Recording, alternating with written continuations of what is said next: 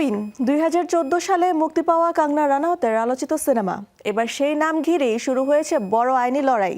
নতুন একটি সিনেমাকে কুইনের অনুমতিহীন সিকুয়েলের দাবি করে 250 কোটি টাকার মামলা করেছে ফ্যান্টম স্টুডিওস।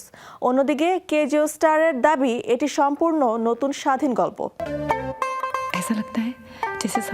2014 সালে মুক্তি পেয়েছিল কুইন। কেন্দ্রীয় চরিত্রে অভিনয় করেছিলেন কঙ্গনা রানাওয়াত। বিয়ের ঠিক আগে বাগদাদ ভেঙে যাওয়ার পরেও মধুচন্দ্রিমায় একাই বিদেশ পাড়ি জমান রানী মেহেরা। আত্ম আবিষ্কারের এই গল্প আর কঙ্গনার অভিনয় সিনেমাটিকে বলিউডের অন্যতম প্রশংসিত সিনেমায় পরিণত করে। তবে এক দশকেরও বেশি সময় পর আবারও শিরোনামে কুইন। এবার শিরোনামের কারণ নতুন কোনো সাফল্য নয়, বরং আদালতের লড়াই। গল্পের অধিকার নিয়ে এখন মুখোমুখি ভারতের দুই বড় প্রযোজনার প্রতিষ্ঠান। কঙ্গনা রানাওয়াত ও পরিচালক বিকাশ বহলের নতুন সিনেমা কুইনের শুটিং শেষ হওয়ার পরই বোম্বে হাইকোর্টে 250 কোটি রুপির মেধাস্বত্ব লঙ্ঘনের মামলা করেছে ফ্যান্টম স্টুডিওস। তাদের অভিযোগ, নির্মাণাধীন সিনেমাটি মূলত 2014 সালের কুইন সিনেমার অনুমতিহীন সিকুয়েল।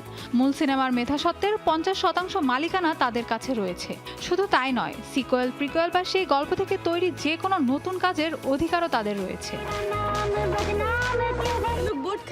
এই কারণে শুধু ক্ষতিপূরণই নয়, নতুন সিনেমাটির মুক্তিও স্থগিত রাখার নির্দেশ চেয়েছেন ফ্যান্টম স্টুডিওস। তবে অভিযোগ পুরোপুরি অস্বীকার করেছে জিও স্টার। তাদের দাবি, কঙ্গনা রানাওয়াত যেই সিনেমায় কাজ করেছেন সেটি একেবারেই নতুন ও স্বাধীন গল্প। এর কাহিনী, চরিত্র বা সৃজনশীল দিকের সঙ্গে 2014 সালের কুইন সিনেমার কোনো মিল নেই। তারা আরও বলেছেন, কুইন একটি সাধারণ ইংরেজি শব্দ। এ ধরনের প্রচলিত শব্দের ওপর কোনো ব্যক্তি বা প্রতিষ্ঠান একক মালিকানা দাবি করতে পারে না। তাদের মতে এমন দাবি সম্পূর্ণ আইনি ভিত্তিহীন। অন্যদিকে ফ্যান্টমের ঘনিষ্ঠ একটি সূত্রের দাবি, মামলা করার আগে বিকাশ বহল ও জিও স্টারকে একাধিকবার আনুষ্ঠানিকভাবে জানানো হয়েছিল, এমনকি প্রকাশের নোটিশও দেওয়া হয়।